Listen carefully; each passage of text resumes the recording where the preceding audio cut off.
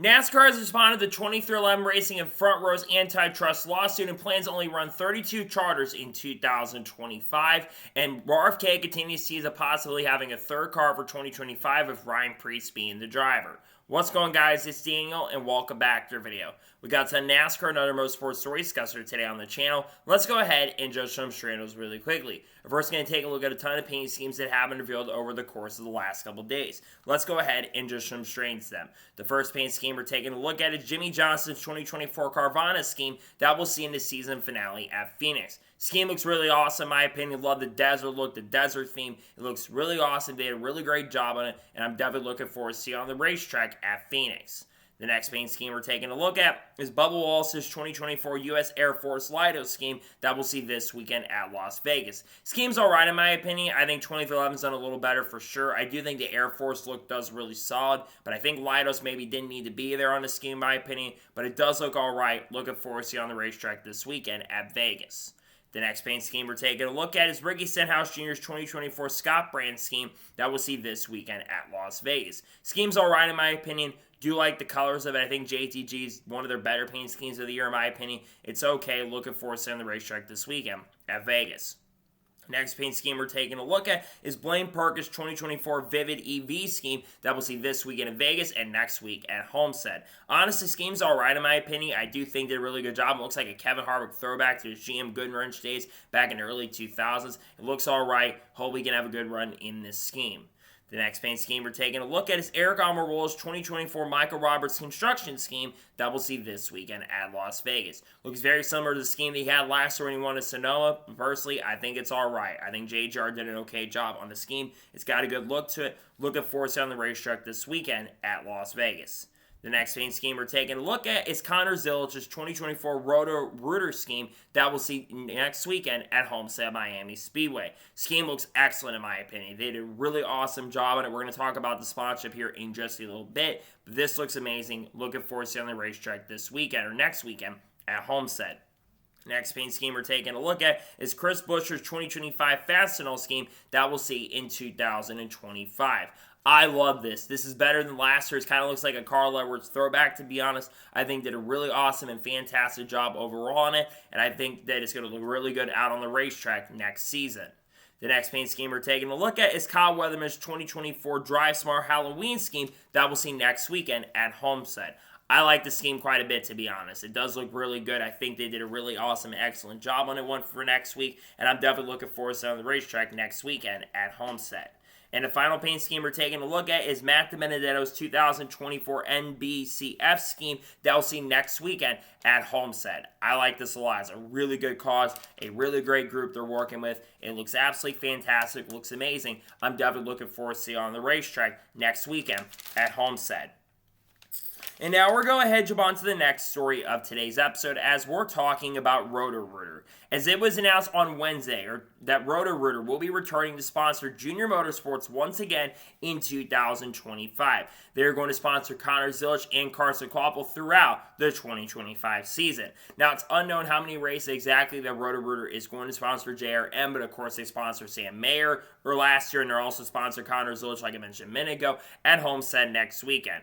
I think the scheme looked incredible. I have to imagine that's the scheme that Connor is going to run also in 2025. And I think that Carson Kvapil scheme will probably look very similar to that. It's really good, though, that a loyal sponsor is continuing to work with a team going into next year. I think it's absolutely amazing. It's really, really fantastic. And I think it's really great to see that Roto-Rooter will continue working with the team in 2025.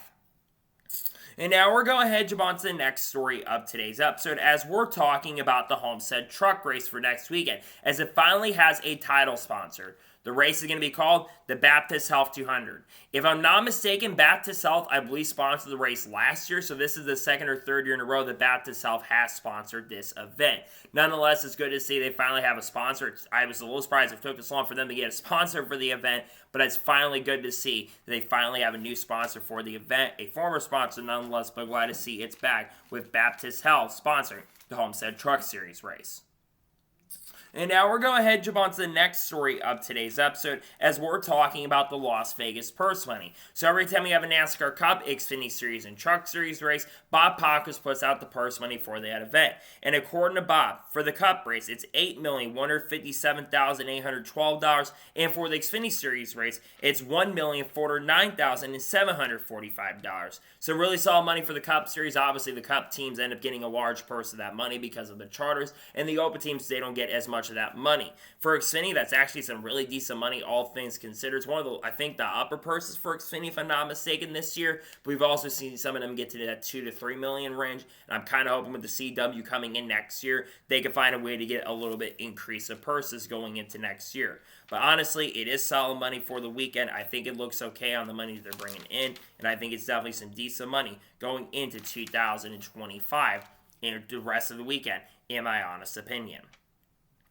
And now we're going ahead and jump on to the next story of today's episode as we're talking about Formula One. As it was officially confirmed by the FIA that Formula One will no longer award a point for fastest lap starting in 2025.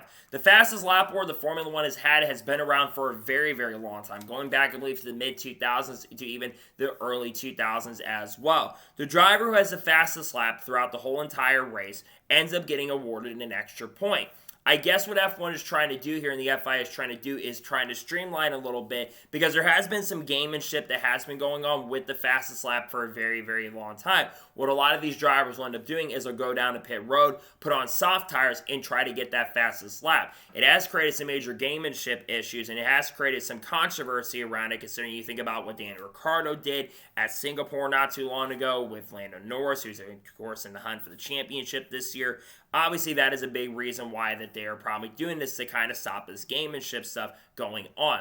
To me, I think it was really cool that they had that back in the day, but I think now if they want to do it, it's fine and acceptable. It's a shame that it's kind of gotten to this point where all with this stuff and the controversy around it has kind of come up, but it doesn't surprise or shock me that there's controversy because it seems like there's always controversy in motorsports, and it seems like nothing is easy at this point. I'm not shocked that they're kind of getting rid of it at this point, to be honest with you. And now we're going ahead and jump on to the next story of today's episode as we're talking about Ron Devine. As it was announced and reported on Wednesday that Ron Devine, who is a former team owner of BK Racing, has agreed to a plea deal with the courts. And his court date is going to be January 6th. Now, there's been a lot of stuff and reports that come out about the story over time that I've not really discussed on the channel.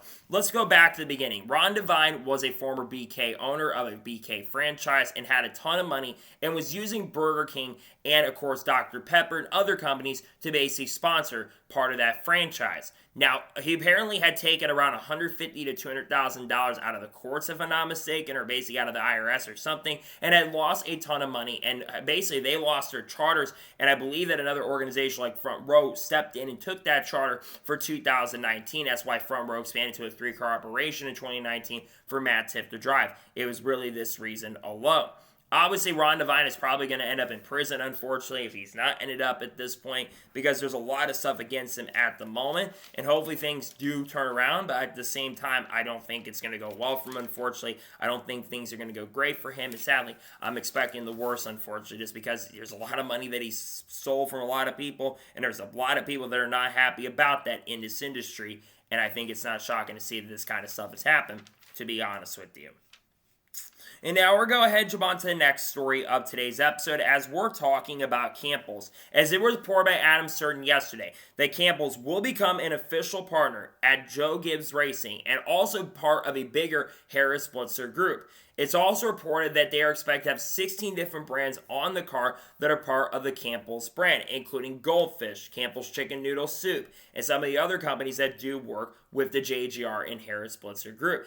This is absolutely huge because Campbell's has a ton of money. It's one of the biggest soup companies out there. And to have them working with Joe Gibbs Racing, obviously part of that Harris Blitzer group now, and bringing more capital and more money in is going to be huge. It's going to be kind of like how GameStop was part of Joe Gibbs Racing for a very, very long time. GameStop had a major entitlement. They would actually show a lot of their games like Call of Duty, for example. This is what it kind of is like. And I do think it's going to be kind of similar to the Kroger brands and sponsorships a little bit as well. Kind of interesting, I note that, of course, the JTG people are now overworking at that team for next year.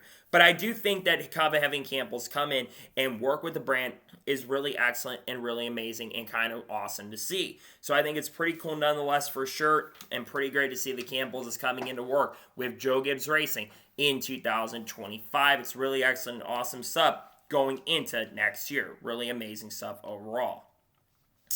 And now we're going to jump on to the next story of today's episode as we're talking about Nick Lights. As it was confirmed last night that Nick Lights will drive the 92 for DGM Racing next weekend at Homestead Miami Speedway. Nick Lights has made select starts in the NASCAR Xfinity Series so far for DGM Racing and has had a couple okay performances this year. I think he's had a couple top 20 performances and has finished in the top 30, I believe, almost in every single race that he has ran so far, outside, I think, of Atlanta, where unfortunately crashed out in the early portion of that event. I think Nick definitely does have quite a bit of talent. But again, you're DGM Racing, which they've taken a little bit of a step backwards this year, but they've also had some good runs, even though I do think Kyle Weatherman's not been as strong as I thought he was going to be this year. But I do think having Nick coming in, who is bringing sponsorship and funding to the table, I do think that is going to help their program for sure going into this weekend. So I think Nick can get a top 25. I think he'll actually qualify pretty solidly. And I do think Nick will have a solid shot and a solid opportunity to be really competitive and could absolutely be up front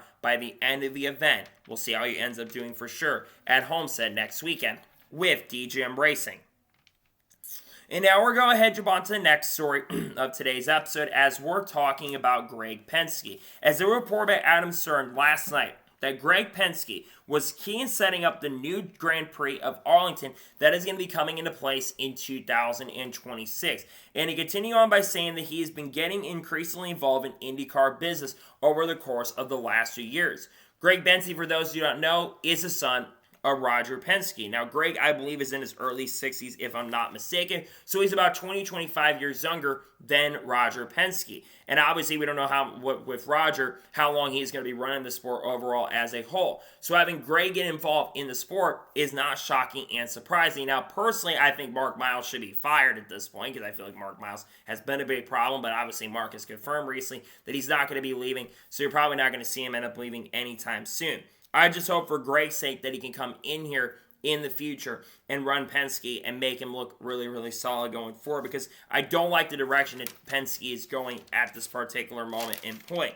I just don't like the direction it's going, and there's a lot of things that definitely need to be worked on in the Penske brand. You've got allegations, of course, about the push-to-pass stuff, and of course, guess what team got involved with that? Team Penske. So obviously, there's a lot of frustration from a lot of people in those respective areas. So overall, I do think that Greg coming in and getting involved is not shocking and surprising, to say the least, but I'm also hoping he can come in there and correct some of the issues that have been going on. So we'll see what ends up happening, and we'll see if Greg can really help the operation grow going forward. The fact he's getting more involved in the business tells me in the not-so-distant future, he's going to be taking over and running the full Penske operation in the next couple of years.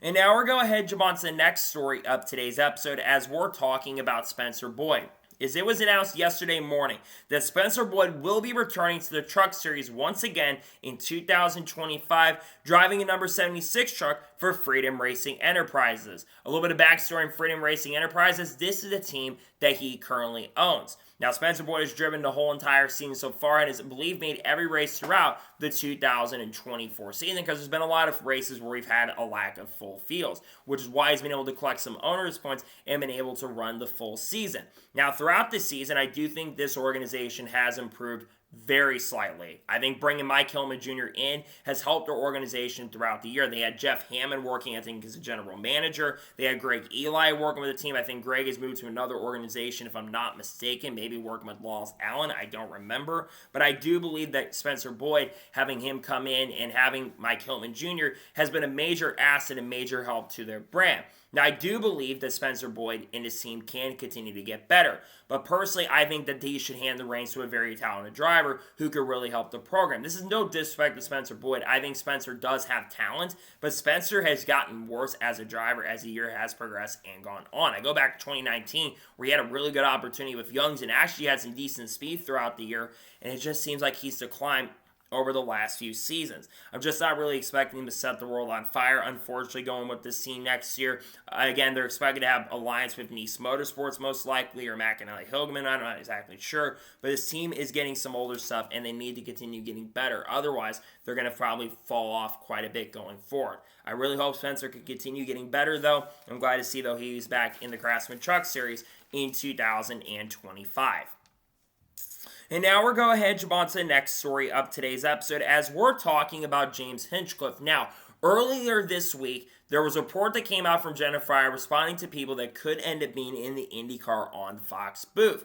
And Jenna Fryer had mentioned James Henchcliffe's name as a possibility of someone who could be in the IndyCar on Fox booth for 2025. Well, yesterday it was reported by Nathan Brown from the Indy Star that basically James Henchcliffe had to correct what Jenna Fryer had said, basically putting out the statement that Oscar Piastri had said about not going to Alpine, kind of similar to that. James Henchcliffe says he has not signed a contract with Fox and does not know what he's doing currently at the moment for 2025. Obviously, James Henchcliffe knows a lot more what's going on than Jenna Fryer. Now, Jenna Fryer, I'm going to say this, has gotten things right in the past, but has also gotten things wrong in the past as well. And I think she might have unfortunately ended up jumping the gun on this situation. Now, could James Hinchcliffe end up at IndyCar and Fox? That is certainly a possibility. I would love to see him come over to IndyCar and Fox because I think he's done an excellent job working in the NBC booth for the last couple of years, taking over Paul Tracy for the last 3 seasons. My issue is that I just don't like when stuff gets reported wrong. No surprise there. But I do think James Hinchcliffe should be part of the IndyCar and Fox, and I really hope it ends up happening. Obviously, she also had reported that Alan Bestwick and Townsend Bell are going to be part, I believe they're part of the IndyCar, Indianapolis area, part of that Indy Productions. So Indy Productions, I think, is making decisions on who is going to be part of their branding for 2025, which is why I think she initially had reported on it, which would make a lot of sense. Will it end up happening? We don't know at this point, right? Maybe it ends up being Kevin Lee being the lead announcer. We don't know what Kevin currently is doing at the moment for 2025, so maybe he ends up going there. Who knows at this point? But am I surprised that this is wrong? No, to be honest, I'm really not. I really wish that it was wrong, and it wasn't wrong, and we were getting James Hinchcliffe. And again, I don't think it's completely out of the question it's going to happen at this point.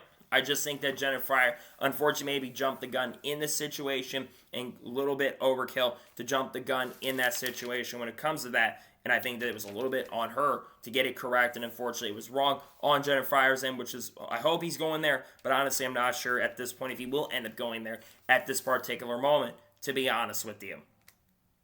And now we're going to head on to the next story of today's episode as we're talking about Toyota Gazoo Racing. As it was announced yesterday morning, reported by many reporters in the NASCAR industry, that Toyota Racing will be rebranding to Toyota Gazoo Racing starting in 2025. Toyota Racing Development is still going to be around starting in 2025. They'll, of course, continue doing everything they've done in the NASCAR Cup Series. They'll have Camrys in Cup. They'll have Supras in Xfinity. And, of course, they'll have the Toyota Tundra Pro in the NASCAR Craftsman Truck Series. Every driver that's part of the Toyota branding will basically just say Toyota Gazoo Racing, and that's what they'll do going forward. It's very interesting they continue to rebrand on this kind of stuff, considering Tyler Gibbs has gone over there and is now running the operation. No relation to Joe Gibbs, by the way, but he's going to be running the operation over there, which is why they maybe changed the name, TGR. That would make a lot of sense for that move to happen.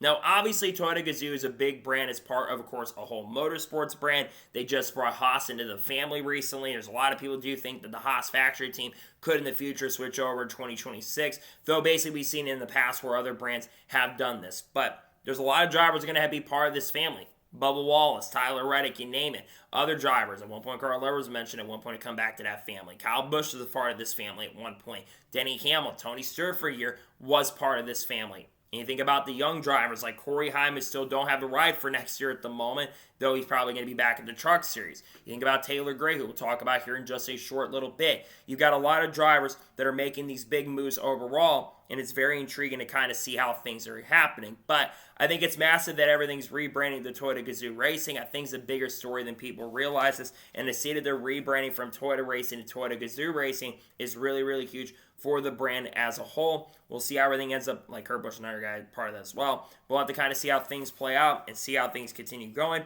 but Toyota Gazoo Racing has officially been rebranded from being TRD or Toyota Racing. Now they'll just be called Toyota Gazoo Racing starting in 2025, which doesn't shock or surprise me overall, to be perfectly honest with you. And now we're going to jump on to the next story of today's episode as we're talking about Dawson Sutton, as it was officially confirmed yesterday afternoon that Dawson Sutton will be joining RFK Racing full-time in 2025, driving a number 26 truck. It does need to be noted in the press release that they're switching their number from 25 to 26 going into 2025. Some people have been confused that they were going to be a two-truck operation, which they have been a two-truck operation at points throughout the year, but they're going to be one truck operation with maybe a part-time entry with the number 25 going into 2025. This is not shock or surprising if Dawson is going full-time. That was the plan from the get-go. So Dawson Sutton, for those who don't know, is the son of Kurt Sutton, who is one of the co-owners of Rackley Roof Racing, or Rackley WAR, along with Willie Allen. And Dawson Sutton, of course, has been competing in the late model scene for, you guessed it, Rackley War Racing. Now, he did make his first start with the team in a while in the 25, which, of course, will run the final 3 races of this season. And he did a really solid job at Kansas, actually qualified inside of the top 5, ran inside the top 15, top 20 most of the evening, and then got a top 5 in a field mileage finish, but still legit showed enough pace and speed to be able to have a chance to be up front at the end of the race. Now, what are my realistic expectations for Dawson? I think Dawson, honestly, is going to do a very solid job. I think he will be a playoff contender potentially next year, considering that the Truck Series field is going to be a lot weaker going into next with a lot of drivers who even made the playoffs this year moving up going into 2025. I do think they he'll have a chance and opportunity to make the playoffs. Now, do I think he's going to do better than what Matt DiBenedetto did a couple years ago? No, I don't think he's going to do better than what Matty did in 2023. But I do think he'll end up doing better than Ty Dillon. Ty Dillon, of course, moving back up to calling racing, but he is helping out for the rest of the year with Rackley Roof Racing or Rackley War, helping them trying to get better before the end of the year. I realistically do expect that Dawson is going to probably get some top 10s, maybe a couple top 5s by the end of the year, and I do think he'll be a playoff threat, but I don't know if he'll end up making the playoffs in 2025. But I think this is a really good career move for Dawson to move up full-time to the NASCAR Craftsman Truck Series. I do think he's going to do overall pretty solid, and I do think he's going to have the pace and speed to contend throughout the year. So we'll see how he truly ends up doing and see how he ends up truly performing, but I do expect it to be very solid, pretty fast, and pretty competitive in 2025. We'll see if he can definitely be a playoff threat and contender like I think he will for sure end up being throughout the 2025 season. We'll see how he ends up doing. Hope he can have some really strong runs in 2025. And now we're going to jump on to the next story of today's episode as we're talking about Travis Mack. As it was announced on Wednesday morning around 9 Central Standard Time that Travis Mack is no longer the crew chief in the number 16 car for Colleague Racing and is left effective immediately. It was confirmed that Darian Grubb, who has been the technical director at Trackhouse Racing for the last couple of years, will be the crew chief for the number 16 car for this weekend at Las Vegas Motor Speedway, with it being unknown at this point who will be the crew chief for the rest of this season. This is definitely a little bit shocking, but obviously there was an announcement of Ty Norris going over to Colleague Racing. Ty Norris obviously worked at Trackhouse Racing, and I have to imagine that this is one of the first big moves that Ty Norris has ended up making. If you look at Colleague Racing this year with the number 16 car, it has really, really struggled. Colleague Racing has just had a bad year in the NASCAR Truck Cup Series this year. So far, both of the cars are 30th and 31st in the owner point standings. And we've looked at the adjustments that Travis Mack has made. I do think Travis Mack is an alright crew chief. I think he does have some potential to be a solid crew chief. He did win with Michael Annett 5 years ago with the one team, and he did have some solid runs there, and also I believe got a win with Josh Berry in 2021. No, he actually moved up the Cup, I believe, in 2021. He also got Daniel Suarez's first win in 2022, and he also has been alright with Suarez, but then he switched over to Colleague Racing for 2024. And then you think about this, they all have been working together very close. Trackhouse and Colleague had a much tighter partnership. But obviously with Trackhouse basically moving and changing things up and bringing Connor Zilic into JRM, there's probably a little bit of jealousy or something like that. I'm not entirely sure. But you can look at the adjustments that Colleague was making throughout the race, and they just haven't had the pace and speed throughout the year to be super competitive. Now, Darian Grubb teaming up with SVG for this weekend, huge. They both won together when they worked together last year, and they were very competitive in the races that they ran. I believe he was a crew chief in the other race at Indy, and he got a top 10. I do believe that you're going to see them have a decent performance. I actually like this move a lot more. So I do think you're going to see Darian Grubb give SVG a solid car. He's got a nice looking scheme for the weekend, by the way. I think he'll be very solid and pretty competitive for sure this weekend. Now, as for Travis Mack, where is he going to end up going? Many people are speculating it's going to be Legacy Motor Club. Obviously, Legacy's had a lot of turmoil in recent years. I'd have to think he's probably going to Legacy Motor Club, the true chief for John Hunter Nemechek. That's what a lot of people are theorizing and what a lot of people believe is going to end up happening. So we'll see how it ends up playing out. We'll see how Travis Mack where he ends up going. But I think that Travis Mack, I do think he's a solid crew chief, but he's not the best crew chief in the world. Hopefully he can do a solid job with Legacy because it sounds like that is where he's going to be headed for the 2025 season. We'll see where he ends up going and see how he ends up for sure performing in 2025, whether he ends up going to crew chief next season. And now we're going to jump on to the next story of today's episode as we're talking about Taylor Gray. Now, I did a video covering this on the channel yesterday or a couple days ago, but it was officially confirmed on Wednesday afternoon that Taylor Gray will officially moving up to Joe Gibbs Racing in 2025, driving a number 54 car. Now, we don't know what sponsorship that Taylor Gray is going to be bringing in for the 2025 season, but one interesting thing to note about this car, Ty Gibbs is going to be the owner of the number 54 car. So they're basically switching, I believe, the number 18 or the number 20 car over to the number 54 car for 2025.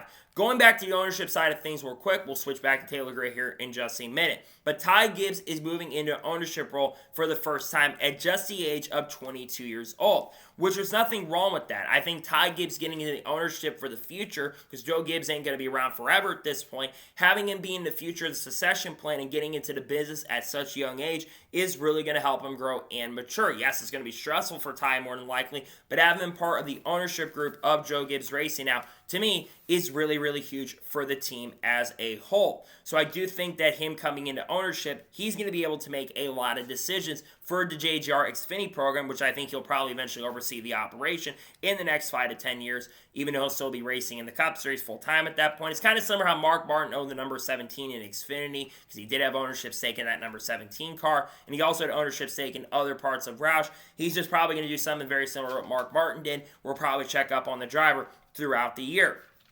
As for Taylor Gray moving up to Xfinity is basically not shocking and surprising. There's been a lot of speculation that Taylor Gray was, of course, going to move up to the NASCAR Xfinity Series full-time in 2025. His grandfather, Johnny Gray, is a billionaire, I believe, for an oil company. So he absolutely has a lot of money. Now, what are my expectations for Taylor Gray going into 2025? Realistically, I'm going to be real and honest with you guys. I expect Taylor to be okay next year, but I don't expect him to set the world on fire. He's done better than his brother. I will give you that. He's been a lot better than his brother, been way more competitive, and has shown a lot more potential in the NASCAR Truck Series this year. And he's had a couple races, to be fair, early in the season where he could have won in the beginning of the year. And to be fair, in his Xfinity Series starts, he has been absolutely very, very solid. Had top 5 and top 10 speed every time he gets behind the wheel. And he's going to have Tyler Allen as a crew chief as well, so that's a big part there. Now, here's my big issue. I think there are 2 other drivers that probably should have gotten this right over Taylor Gray, and that is Corey Heim and Ryan Truex. Now, Corey Heim, there's a reason why he's not going to Joe Gibbs Racing is because Ty Gibbs is now an owner of that car. So obviously with Ty and Corey's bad blood over the years, that's probably holding him back from ending up going there. But I think that it should be Corey Heim behind the wheel of this car personally. Corey is a more gifted driver, but obviously if you bring the sponsorship and funding like Taylor's got, you're going to get it over. And then Ryan Truex. Is so frustrating to see these 2 guys not full-time in the series next year. They are both really worthy of being full-time. And you think about the lineup next year. You're going to have Brandon Jones. You're going to, of course, have Taylor Gray. And you're probably going to have William Sawalich. This is going to probably end up being one of the weakest full-time lineups for 2025. And I'm just really worried that the performance is going to dip at Joe Gibbs Racing. Now, I do think Taylor Gray is going to win a race next year. I think he will win a JGR. He's going to be working with Tyler Allen, who has won a couple races this year with John Hunter Nemechek and Eric Almirola. but I don't expect him to set the world on fire in 2025. I just think this lineup going into next year is not that strong in my opinion. There's probably going to be some major struggles coming its way, and I do think that the lack of pace and speed may end up showing up this year. Hopefully Taylor can prove me wrong and run really competitive next season, but I don't expect Taylor Gray to be really strong. I think he's definitely going to struggle a little bit for sure throughout the 2025 season, though I do think he'll have some solid runs and probably will be at least somewhat competitive next year, though I think Ryan Truex and Corey Heim should have gotten a seat, in my honest opinion. And now we're going to go ahead and jump on to the next story of today's episode, as we're doing a little bit of a silly season checkup. So obviously we just talked about the Taylor Gray news, but Bob Pockers and a couple reports have been very interesting in regards to the NASCAR Xfinity Series silly season for 2025. Like I mentioned a second ago, we know that Taylor Gray will be in the 54 car, and Brandon Jones will be in a JGR car with the number not announced, so I do think it will be the number 19 that he used in the Xfinity when he was over at Joe Gibbs Racing a couple years ago. The big question is, who is going to be the driver of the third full-time seat for 2025? It is expected to be William Sawalich. William Sawalich has a lot of money behind him, and he's expected to make his NASCAR Xfinity Series debut next weekend at Homestead and run the final 3 races in the number 19 car in 2025. Now, William, in my opinion, he was really great in ARCA, but he's in really great equipment. In his Truck Series starts, I'm going to be real and honest. Yes, Tricon Garage are not the most elite team in the world like everyone thinks they are, but William has been very underwhelming in the Truck Series. I'm going to be real and honest. Yes, he did win that pole, which was really impressive at Talladega, but outside of that, Connor Zilisch in a few truck starts I've seen him run, he's been better. And when you put Connor Zilisch and William against each other, most times Connor Zilisch outperforms William and everything gets behind the wheel. So I do expect going into next year that William is probably going to struggle a little bit if he's full-time in Xfinity, but he's expected to be back. This means that Chandler Smith's future is very uncertain.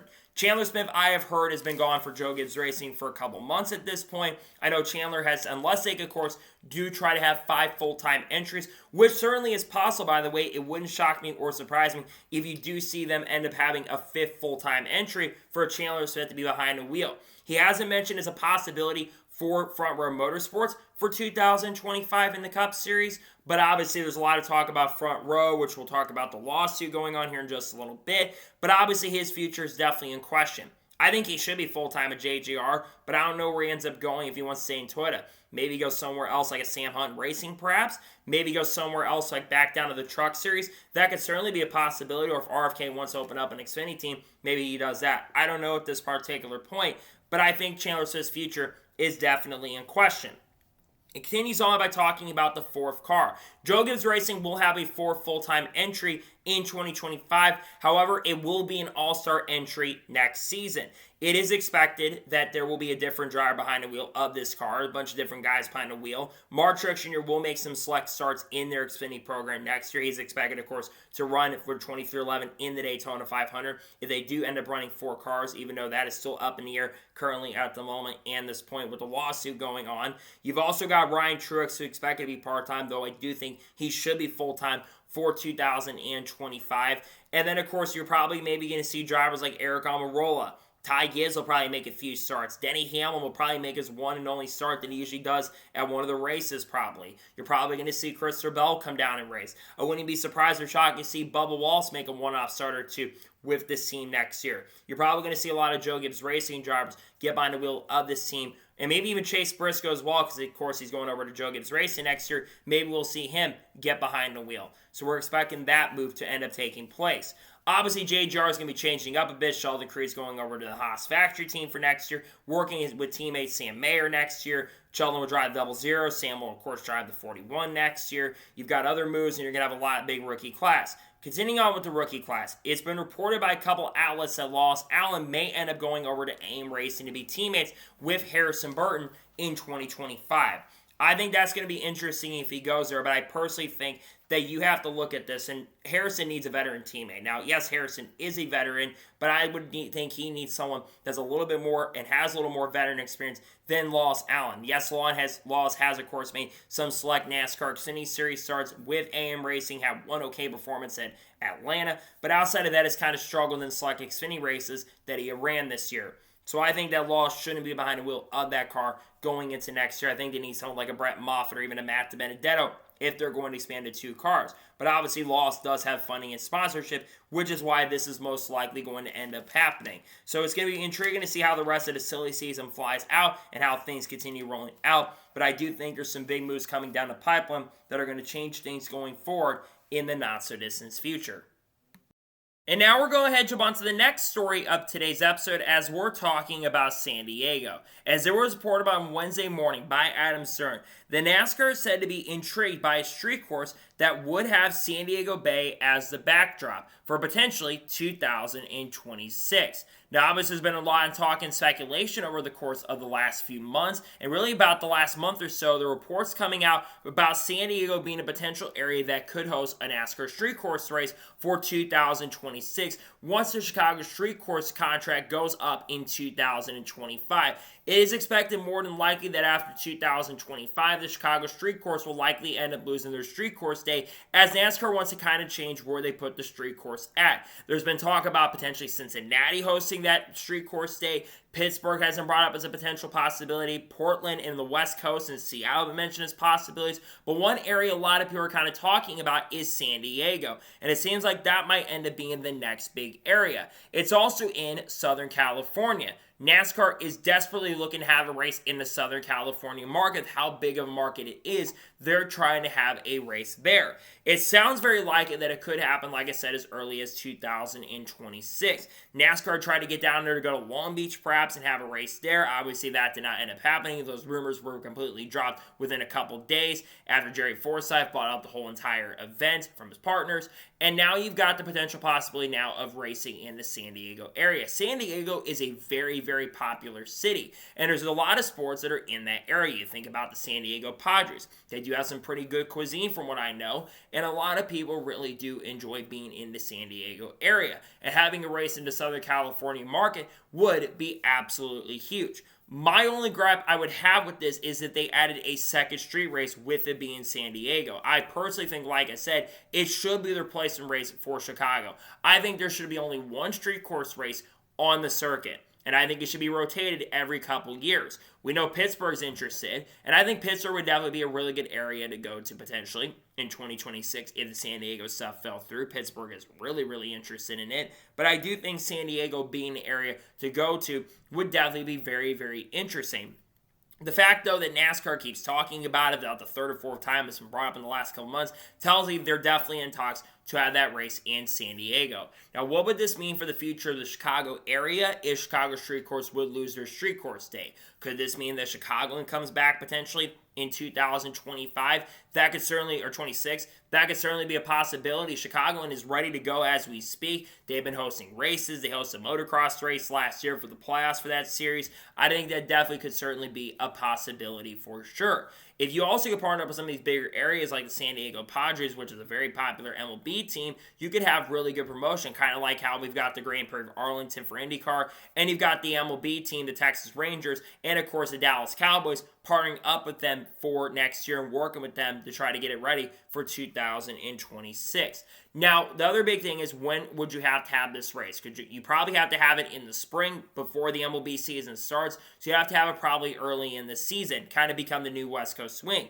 Because obviously Auto Club, we don't know what the future of that track is currently at the moment for 2026. That's still up in the air, and we still haven't really had any major updates and official confirmation about the future of that. But the fact that this continues to be brought up in San Diego, being brought up as a major possibility, to me it sounds like we're getting super, super close to potentially having this officially announced as a major race for 2026. I think it is going to happen. I think we are going to see racing in San Diego, and it'll be the new replacement for that Southern California market, at least for the foreseeable future. So I do think it's going to happen. I think it's very likely, and I think that it being the new Southern California market, being the new street circuit, honestly, not a bad decision in my opinion. I think that's going to happen. I hope it does truly happen for 2026. And now we're going to head jump on to the first of two major stories in today's episode as we're talking about RFK Racing. Now, I kind of talked about this on the channel a couple days ago on Wednesday, but there was a lot of talk about a potential big announcement coming from RFK Racing on Wednesday. And a lot of people like myself thought it might be the potential possibility of RFK announcing a third car for 2025. It's been rumored and reported that RFK has been looking to expand to a 3-car operation for the 2025 season. They're expected to get a lease charter from Rick Ware, and we all thought that announcement was going to be coming then. However, it was confirmed that they just had revealed the 2025 Fastenal scheme. Basically, a lot of people thought that was what it was going to be, but I thought maybe it was going to be that big announcement. Now, it was then reported by Bob Pockers that it's still to be determined on when that announcement is going to be coming. But last night, there was another tweet that surfaced from RFK Racing on a potential number that they might end up using for 2025. 2025. Everyone thought maybe it'd be the number 60, but if you actually take a look at the tweet that RFK had put up last night, you notice the number 59. Now, if you know anything about the number 59, with the Kroger branding, the number 59 is a number that JTG Doherty Racing had ended up using. It does need to be noted, however, that Tad and Jody Geschecter are not going to be part of this operation if they do move over here, which Kroger is expected, of course, to go over to this team in 2025. We do think that is what is going to happen. Now, continuing on with this, the 59 is a number that was synonymous with the organization in the NASCAR Xfinity Series. Drivers like Stacey Compton, Robert Presley, and Marcus Ambrose end up driving the number 59 in the NASCAR Xfinity Series. Marcus Ambrose almost won in that number 59 car, and everyone kind of thought that was a number they were going to use in the NASCAR Cup Series, which obviously, of course, that did not end up happening. Now, obviously, like I said, there's a lot of talk about a third car for RFK Racing going into next year. And Ryan Preece's name continues to be mentioned as a lead candidate. Some have also said maybe Chandler Smith, Zane Smith perhaps could be a candidate, or even Riley Hurts perhaps could be candidates for this seat. But those drivers, of course, are linked to other rides for 2025. Ryan Preece is the lead candidate to go to RFK Racing next season. Now, obviously, my opinion is I think Ryan Preece is a very, very solid race car driver who hasn't really gotten his fair shake. And you're going to say, well, he's been at SHR. Well, yes, Ryan Preece has been at Stewart-Haas Racing, but a declining Stewart-Haas Racing. And to be fair, the 41 car, since Kurt Busch left the organization after 2018 to go to Chip Ganassi Racing, they have taken major steps backwards in performance. 2019, Daniel Suarez missed the playoffs, was in the playoffs for a lot of the year, but ended up missing the playoffs by the end of the season. Then in 2020, they brought Cole Custer in. Yes, he did end up getting a win for the organization, but he just wasn't great the rest of the year. And then obviously in 2021 and 22, they just took major steps backwards, and SHR was not that great. And he joined the organization of Stewart-Haas Racing. First year, they failed to win a race. Kevin Harvick didn't even end up winning a race in 2023, which is really, really disappointing for the organization. And even 2021, they had a win for Eric Almirola. They all failed to score a victory that year. So I don't think Ryan Preece has really gotten his fair shake with a team and organization. I think putting him in RFK Racing would be a very solid move for the team. And I do think he is going to end up there next year. And I think he probably, unfortunately, will be the worst performing driver of the three. But I think he will still be a solid driver, depending on who they end up getting to work with him next year. I think it really also kind of depends on who you get to work with your driver can really help your performance overall as a team and organization. So I do think Ryan Preece, he'll be a top 20 playoff contender. I think he will be a playoff threat next year. And I think he'll be able to show his potential. When he's had top equipment, like in the NASCAR Xfinity Series, when he drove for, of course, teams like other organizations, like Joe Gibbs Racing, for example, he got a couple wins with that team in 2017 and 2018. And then he drove for DGR before, of course, they switched over to being Tricon Garage. And he went on to obviously go on and win a few races at Nashville back-to-back years in 2021 and 2022. If you give him top-level equipment or solid equipment, I think he can perform very good. He was also part of JTG Doherty Racing and didn't really have a fair shake and opportunity there. Being teammates with Brad Keselowski and Chris Buescher would certainly not be a bad move, in my opinion.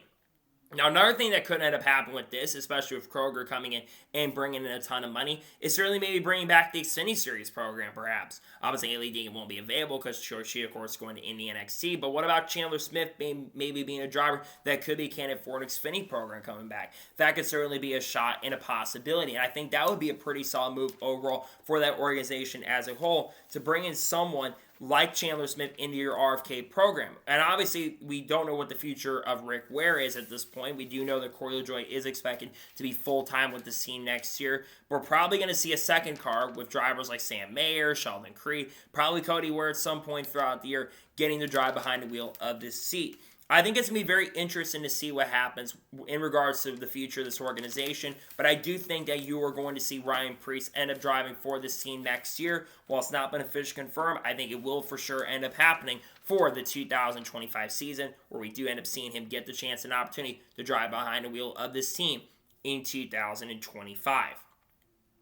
And now we're going to jump on to the final major story of today's episode, as we're talking about NASCAR versus 23XI Racing and Front Row Motorsports.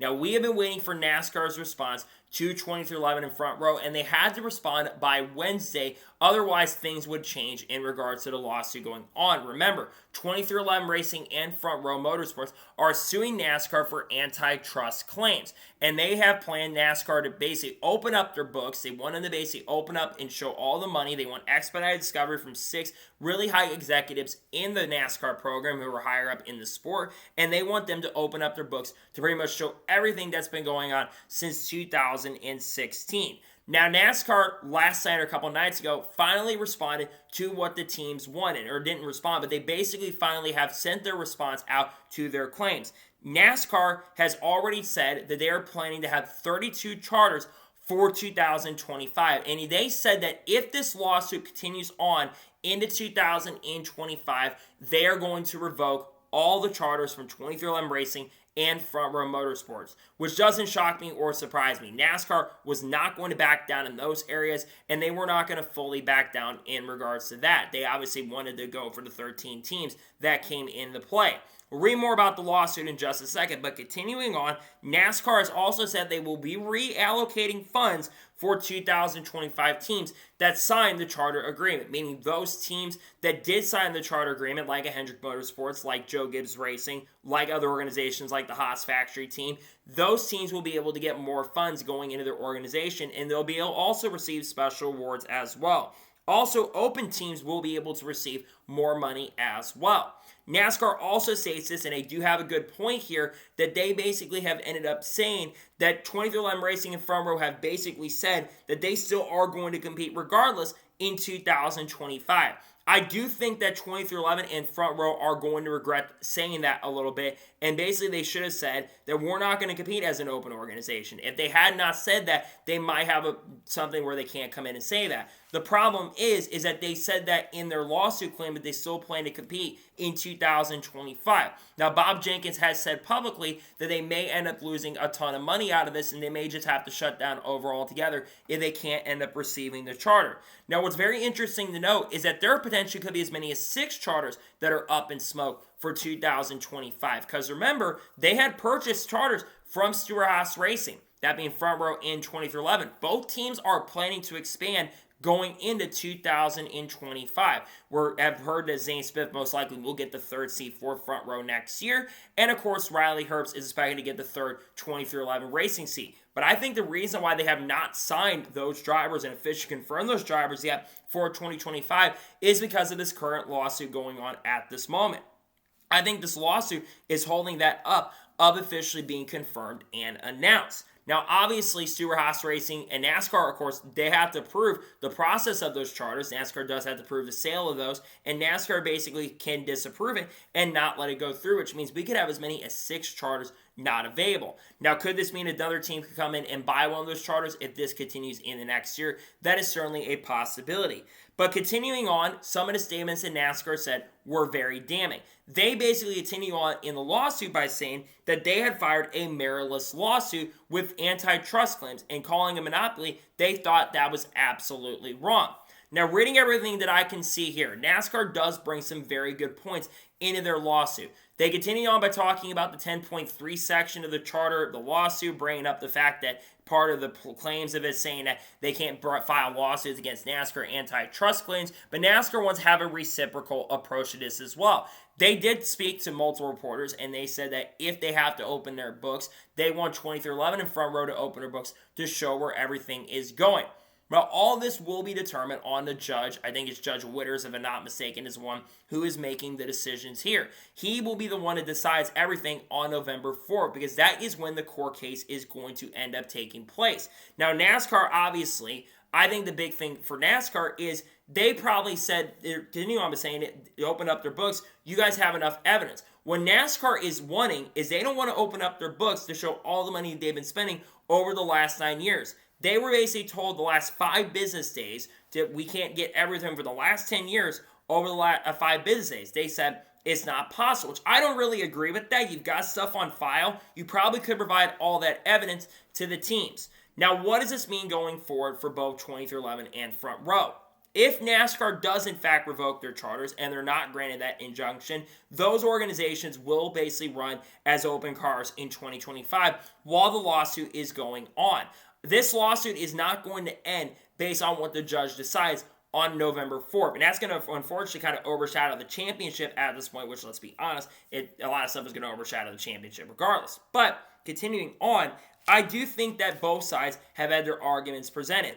And I think that this situation is going to be very, very interesting. And I think it's going to play out kind of wild as time progresses and goes on. NASCAR, like I said, is kind of not happy right now. And I think for the first time, maybe ever in the history of the sport, we actually have a challenge to change the business model.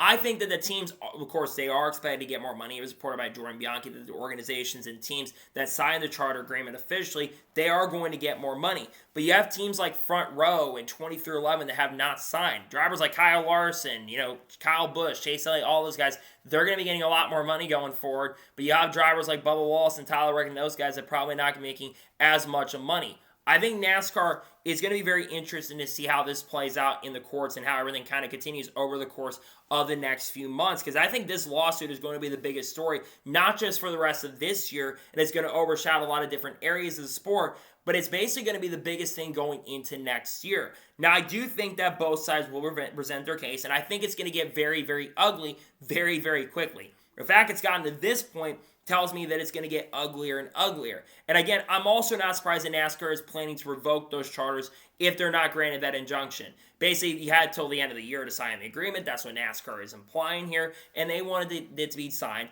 and everyone to basically be kumbaya and all that kind of stuff. And unfortunately for 2311 Racing side and Front Row side, especially for Michael Jordan and all the people over there, that wasn't going to be possible, a very major possibility. So to me, you think about all the stuff that's kind of going on, I think it's going to be interesting to see how this plays out. And I think all the chaos coming from it is very, very intriguing. I really am on the team side on this, don't get me wrong, but I think it's just very interesting to see how things continue to play out and they continue to go along. I think it'll be very interesting to follow this story as time progresses and goes on, and we'll see who ends up truly winning in regards to it. We're probably going to keep getting responses every single week, and as more information comes out in regards to the lawsuit, we'll discuss it here live on the channel, because I think a lot is going to be changing as time progresses and goes on. So, that is going to be today's NASCAR news and motorsports news episode. I want to thank you guys for watching. Please subscribe to the channel notifications on, so if I win a video, it does go live on my channel. Follow me on Twitter, Facebook, and Instagram, and Sport on page as well. Let's go below that and comment your thoughts below on today's episode. Who do you think is going to win the lawsuit? Let me know your thoughts in the comments below. And what are your thoughts about all the other stories talked about today on the channel, including RFK likely expanding to a 3-car operation? Let me know your thoughts in the comments below.